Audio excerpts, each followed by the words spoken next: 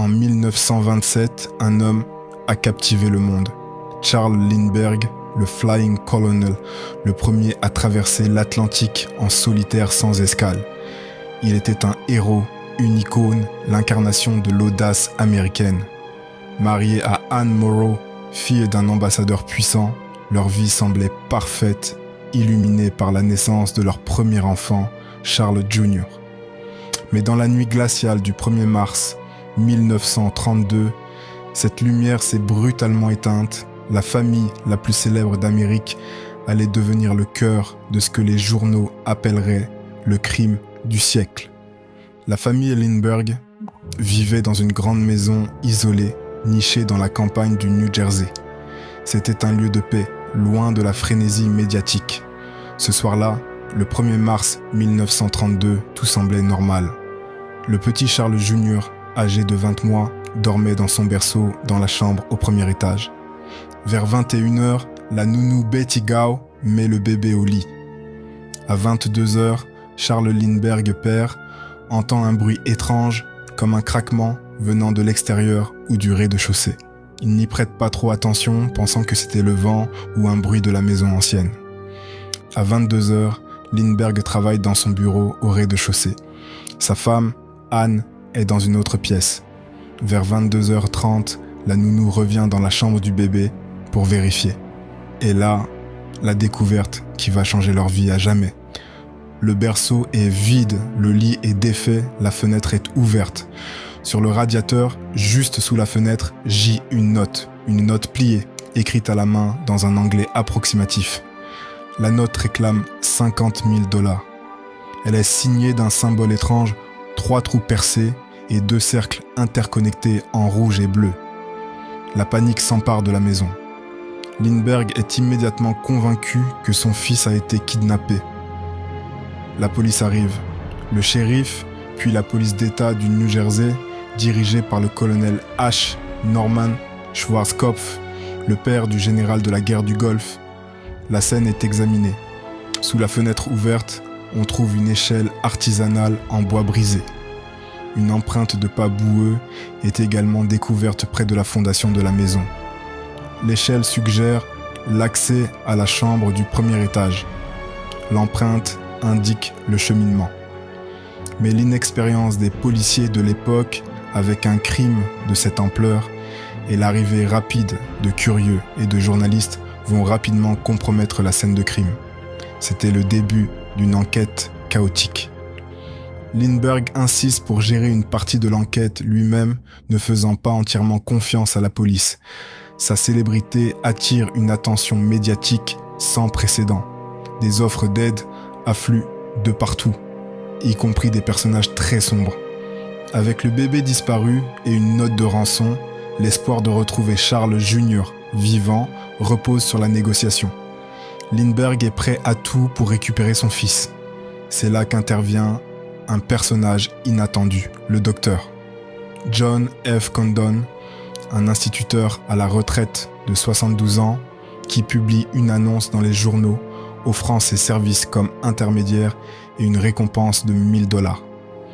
Étonnamment, le kidnappeur contacte Condon par lettre, acceptant son offre et lui donnant le nom de code Jafsi. Condon devient le lien entre la famille Lindbergh et le ou les criminels. S'ensuit une série d'échanges épistolaires et même des rencontres nocturnes et secrètes. Les notes de rançon s'accumulent, augmentant la somme demandée, devenant de plus en plus exigeante. Le point culminant de cette négociation a lieu dans la nuit du 2 avril 1932, dans un cimetière du Bronx à New York. Le docteur Condon s'y rend avec les 50 000 $ en certificat d'or. Une forme de monnaie facilement identifiable à l'époque que le gouvernement était en train de retirer de la circulation, chaque billet étant soigneusement numéroté par le trésor. Condon rencontre un homme qui a un fort accent étranger. L'homme prend l'argent et donne à Condon une note décrivant où trouver le bébé sur un bateau nommé Nelly près de la côte du Massachusetts. Lindbergh, plein d'espoir, s'envole immédiatement pour vérifier. Mais la piste est un échec. Aucun bateau Nelly avec le bébé à bord n'est trouvé. L'espoir s'effondre. L'argent est parti, le bébé n'est pas là. La situation est de plus en plus désespérée. Les mois passent sans aucune nouvelle de Charles Jr. Alors que la nation attendait avec anxiété des nouvelles du bébé de l'Amérique, la vérité horrible allait finalement être révélée. Le 12 mai 1932, soit près de 2 mois et demi après l'enlèvement, un chauffeur de camion nommé William Allen s'arrête au bord d'une route à environ 7 km de la résidence Lindbergh pour se soulager.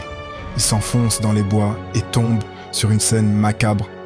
Le corps de Charles Lindbergh Jr. est retrouvé. Il est en décomposition avancée, en position fœtale, et les rapports suggèrent qu'il est mort peu de temps après son enlèvement, probablement d'un coup fatal à la tête. L'horreur est totale. Le crime n'est plus un simple enlèvement, c'est un meurtre. La découverte confirme les pires craintes, mais l'enquête semble stagner. Malgré la mobilisation sans précédent des forces de l'ordre fédéral et local, malgré l'attention constante des médias, aucune piste sérieuse ne se dégage. L'échelle est analysée par des experts en bois, l'écriture des notes de rançon est étudiée par des graphologues, mais les coupables restent introuvables. Les années passent. La colère et la frustration grandissent au sein du public.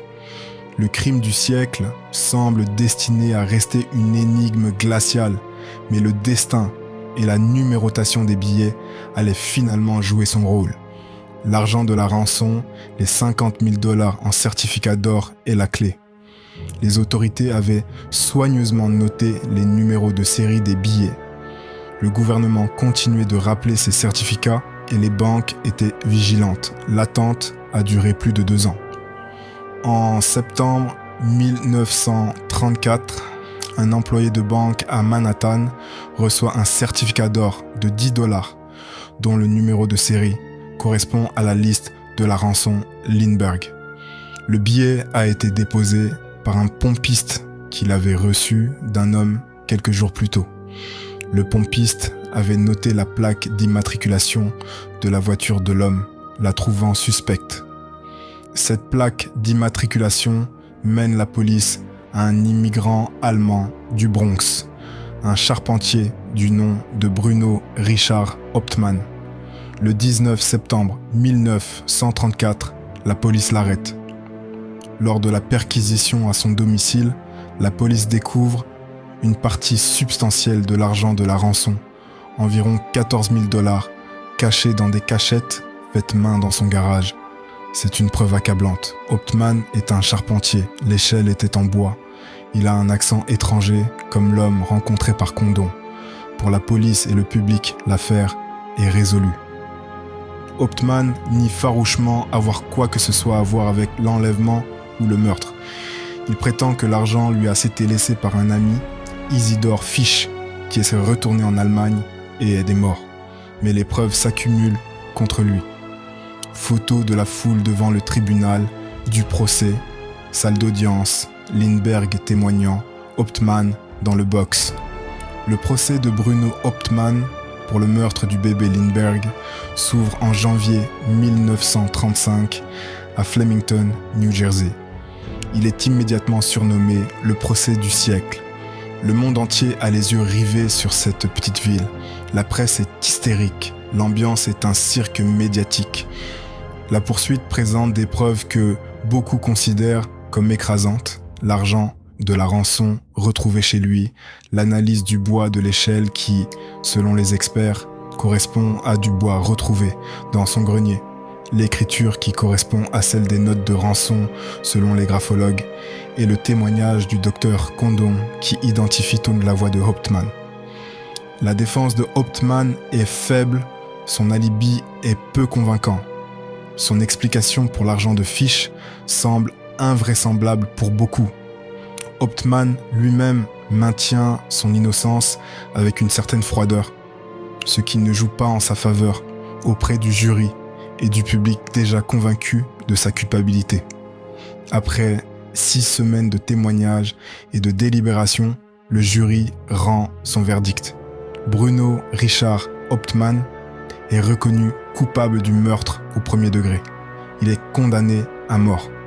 Cependant, malgré le verdict et l'exécution de Hauptmann en 1936, des doutes ont persisté et persistent encore aujourd'hui. Nombreux sont ceux qui pensent que Hauptmann n'aurait pas pu agir seul. L'échelle était lourde et encombrante. L'enlèvement nécessitait-il des complices ? Les preuves contre lui étaient-elles aussi solides qu'elles le semblaient ? Certains ont remis en question l'exactitude de l'analyse du bois ou la partialité de certains témoins.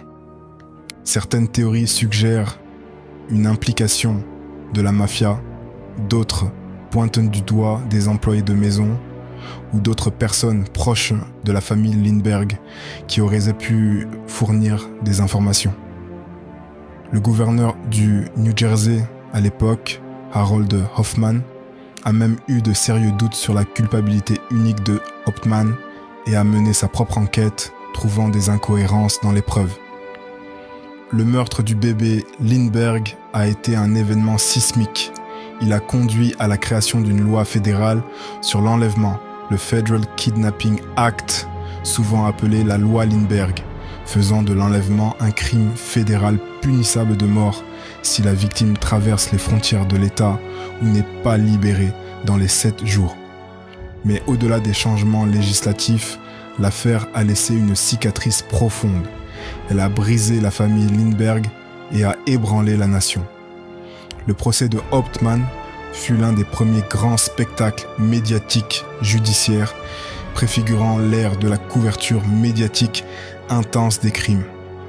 Aujourd'hui, l'histoire du bébé Lindbergh reste l'une des histoires criminelles vraies des USA les plus étudiées et débattues. Malgré la condamnation de Bruno Hauptmann, les questions persistent. Était-il vraiment le seul responsable ? Y avait-il des complices qui n'ont jamais été traduits en justice ? Le véritable mystère de cette nuit de mars 1932 est-il destiné à rester à jamais dans l'ombre ? Qu'en pensez-vous ? Bruno Hauptmann était-il l'unique coupable ou un bouc émissaire ? Partagez vos théories et vos réflexions dans les commentaires. Si cette plongée détaillée dans l'un des crimes les plus effrayants du USA vous a intéressé, n'oubliez pas de liker et surtout de vous abonner pour ne pas manquer nos prochaines vidéos sur les histoires vraies et les mystères qui nous entourent. Merci d'avoir écouté. À très bientôt pour un nouveau récit glaçant.